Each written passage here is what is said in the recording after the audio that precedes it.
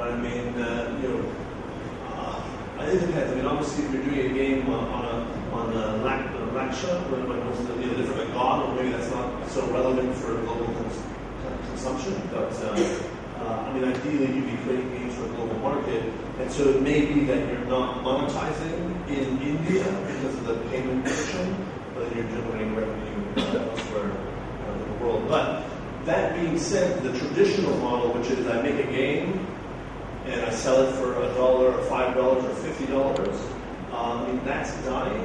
And as beginner developers with no reputation and no brand and no nothing, that people are just not going to overcome the hurdle of paying you money up front. They'll say, well, why am I going to give you $5 if there's Flappy Birds right over here for free, and I'll just play that, and it's just as fun. I don't even need to gamble on checking whether that one is fun or not. That only works if it's a brand that people want to consume it, like, I don't know what's famous over here, like Game of Thrones, right, or The Walking Dead, or some of the old Japanese games like Final Fantasy. Well, like Final Fantasy Tactics, I think you pay for it $20 on the App Store, at least in the West. But people happily pay it because it's such a great game that they used to play on the original PlayStation. They're hungry for it. So unless it's a well-known brand, something famous, you just can't charge up front. So you have to go free. But then, how do I make money for free? That's a whole other challenge. There's a few good resources for developers going in that direction. One website is called Games Brief. Games Brief is written by a British guy named Nicholas Lovell, who's really an expert on game design and optimization. So Games Brief. And there's another really good website called Deconstruction of Fun.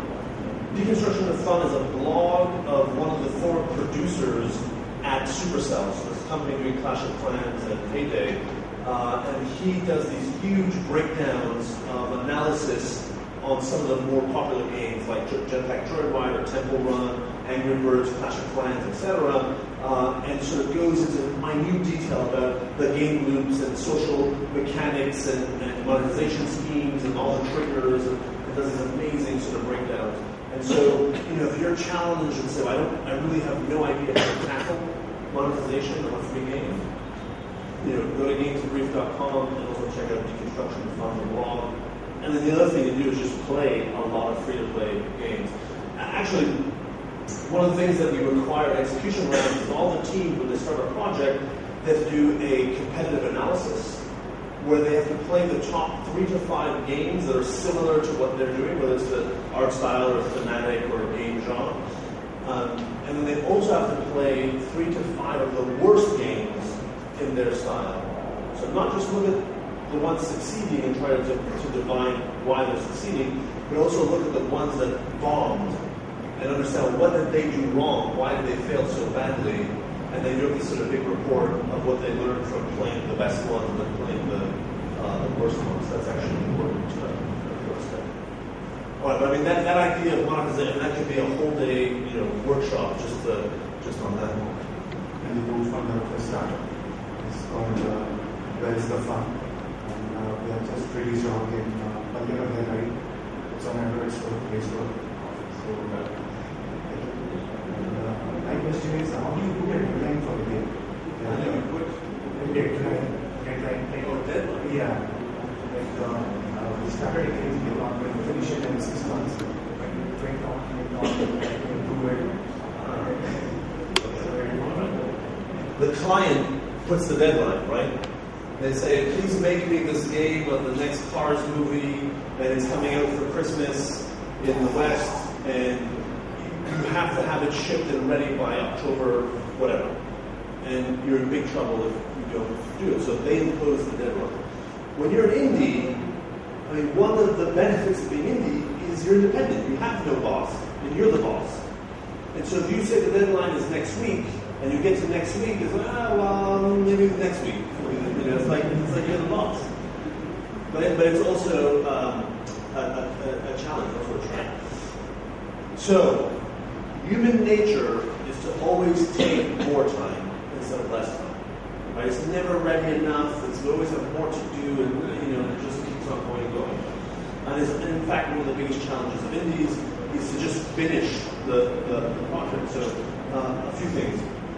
One is, often I see this idea of being a perfectionist, like, oh, we want to make it always a little better, a little better, a little better. It's actually a symptom of being insecure.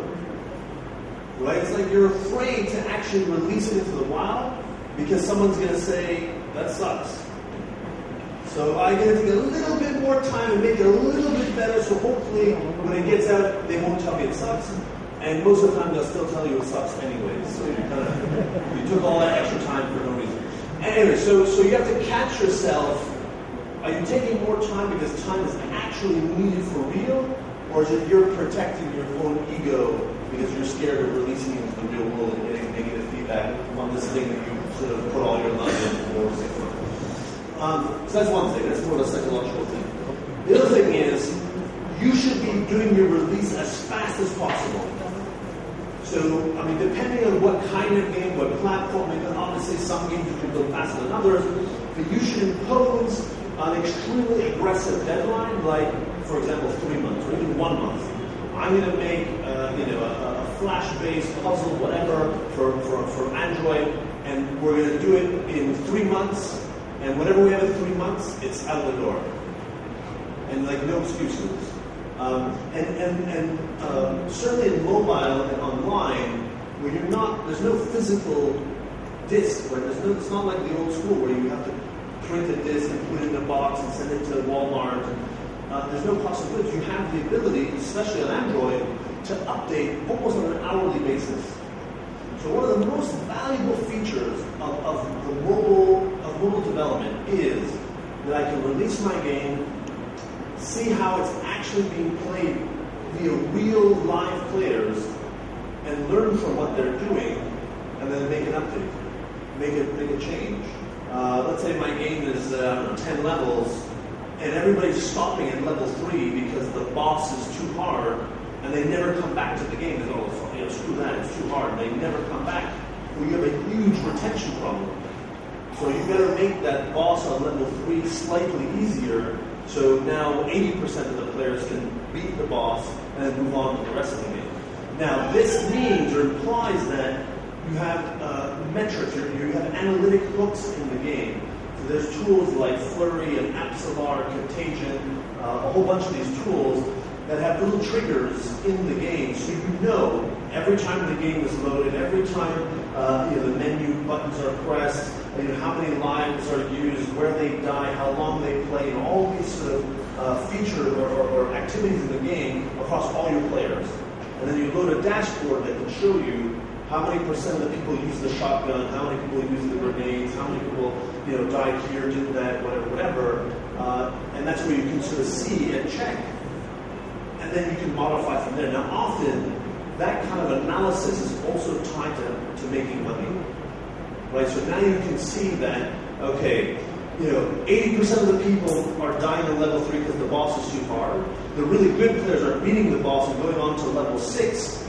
And level 6 is where we have something to buy, like a fancy sword. And 10% of the people that get there are buying the sword. That's where we're making the money.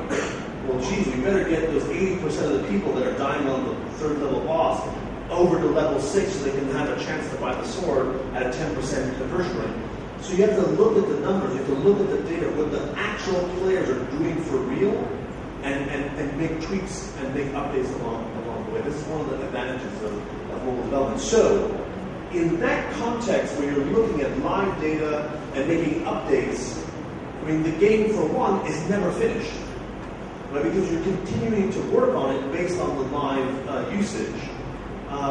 And also, it means you can release it a bit earlier when it's not fully finished, because you're not quite sure what's going to be popular or not. So we'll take 3 months to build what we think is going to work. We put it out there, and the players will tell us if we were right or wrong. If we were wrong, we adjust. And so there isn't this need of a little more time, a little more time, a little more time. There's a great book called The Lean Startup. And lean doesn't mean hungry, doesn't mean not being paid. It means removing waste from the development process. And the Lean Startup has a whole methodology. It's a bit like Scrum and Agile. It's related to those kind of methodologies about how to do that, where you're releasing kind of a smaller version of the product as quickly as possible in order to use live user data to modify and update as you go. But I mean, it is a mindset shift to think of this kind of my product is sort of a living, breathing thing that I continue to update and it's never done, versus I got to finish it and hopefully people think it's cool. It is challenging. All right. Hey, my name is Prince, and I have a couple of questions for you. The first one is kind of based on the free-to-play monetization thing. I was wondering, how would you balance your game to make it not pay to win, monetizing your free-to-play game? And my second question to you is, what's your take on paying for beta bills and alpha bills for the game is not completely done, and you're paying for beta? Okay. All right, so the first question on balancing, I mean, that's a hard one, and it's really dependent on the game and the audience. I mean, the key challenge being, you don't want to have a game where the person who pays the most money will always be the winner. This is sort of the pay-to-win dilemma. At the same time, if paying is only cosmetic, well, let's say it's a superhero game, and the money is just to have different colored capes, just because, just for the fun of it, and it has no implication whatsoever on the outcome of the game, then the motivation to pay money is not zero, but dramatically reduced for just cosmetic things. And so how do you balance the sort of motivation to pay because it affects gameplay versus if I just put all the money in, I get the biggest tank and blow everybody up and I win and laugh because I have money. That's a super complex question. It's something you should be thinking about because if you make it, buy all the biggest tanks and then everyone who pays the money, then you're not going to create an ecosystem that enables the game to prosper, because then people get pissed and they'll leave because they didn't pay $100 for the super mega tank. So it's not the most obvious path to actually generate money. So it is an important thing to balance. What I would recommend is this blog, The Construction of Fun, and again, the Nicholas Level Game 3 site.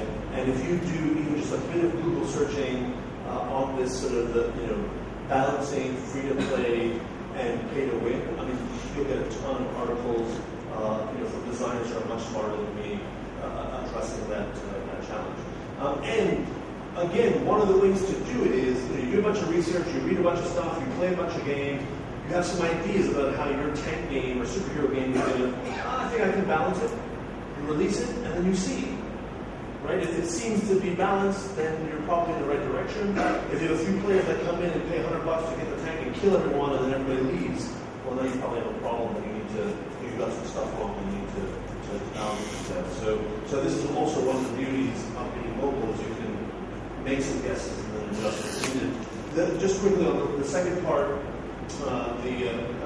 selling alpha builds a bit like Minecraft did. I think that's fine.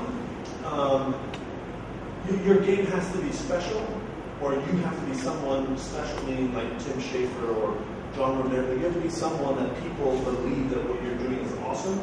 If you're just a random guy from wherever saying, "Here, I need money," I'm selling you my crappy data, it's not going to go very far. Whereas if it's Tim Schafer saying, I have this dream and it's my next amazing creation, but no publisher's going to give me money, please, I think it's fine. As a player, you need to understand that you're buying a beta or an alpha that's not a complete product, that it's going to still take lots of time.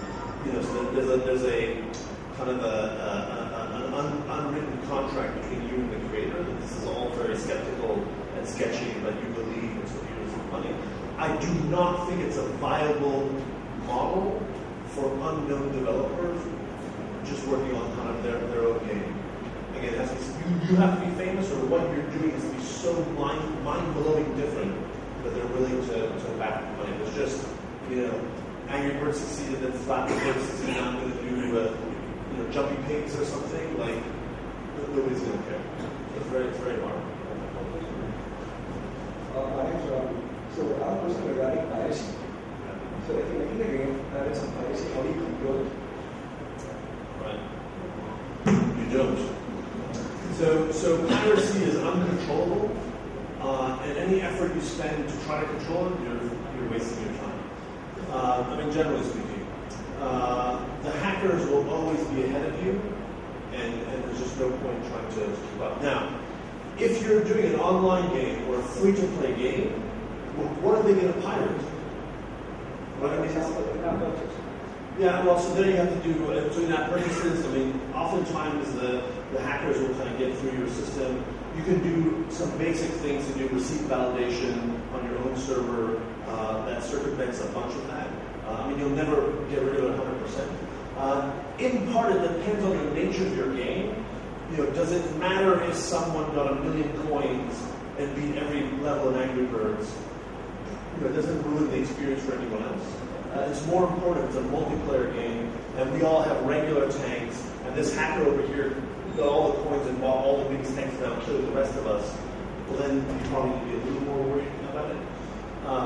But generally speaking, online, free-to-play, server-based games and games that require logins and accounts, there's more you can do to circumvent the piracy than if you were Call of Duty and you can go to the flea market and buy a disc for $1 and put it in the machine. I mean that is much harder to deal with. All right. Can you see any key cultural differences between Indian game startups and say other countries startups? Key differences? Yes, cultural specifically. Well, I mean, unfortunately, I haven't seen that many game startups in India. I mean, a few, a handful. What I'm seeing is technical proficiency. So obviously, India is renowned for very strong coders, engineers, and so on. Art styles are also quite unique, and I think that's the most visible, of course, it's the art. So, for example, I was at Tiny Mobile Games yesterday, and I think the game Shiva. Shiva's on Android. Very beautiful art. That one's an obvious one. It's the art style in some senses. The biggest difference, although in some senses it's not that big of a difference, is the business side of things. I think the indie community here is really lacking the business skill. I actually think it's valuable that Zynga has been here in the country. So, for example, your studio, I guess the CEO, is an ex-Zynga guy, bringing that experience on the business side. I think that's super valuable. But a lot of the other student projects in indie, it's like, I'm just going to make my stuff, and I have no clue how the business is going to work. I mean, much like the things that I was talking about, no one accepts the challenge of the business side of things. They're looking through the technological lens, they're looking through the design lens, they're not looking through the business lens. No one's put on the suit, no one's assumed that role, et cetera, et cetera. They're not exhibiting those 7 habits. Now, Canadian developers, American developers, they're not exhibiting necessarily all of those habits either, but generally speaking, they'll exhibit more of them. But I think in India, I rarely see people exhibiting, even 1 or 2 of those. So that's probably the biggest thing. And I think to a certain extent, this is a cultural thing where most of the game industry, again, is coming from the work for hire side of things, the services side of things. And to succeed in that area, it's really a different set of rules, right? It's about communication with big teams. It's about being able to sort of mimic other people's art styles and design methodology. I mean, it's hugely challenging. I mean, what Rajesh is doing here through Laksha Digital in Della, to succeed in that space is hard, challenging work. But it's a different kind of work, a different kind of challenge than if you're a startup. And anyway, so in summary, what I've seen, and it's not exhaustive by any means, is solid engineering, nice art where I've seen it, but really lacking on the business intelligence from an indie point of view on dealing with PR and marketing, on monetization, on distribution, user acquisition, on all of these kind of things. It seems to be a big gap here. But the students will learn. We'll teach them. They'll fail. They'll learn. They'll go to Game Tantra and CTA, the 10,000 startups, and they'll learn. Other questions? Everyone's getting hot. So is everyone more or less working on mobile? Is that kind of the trend? Wow, not.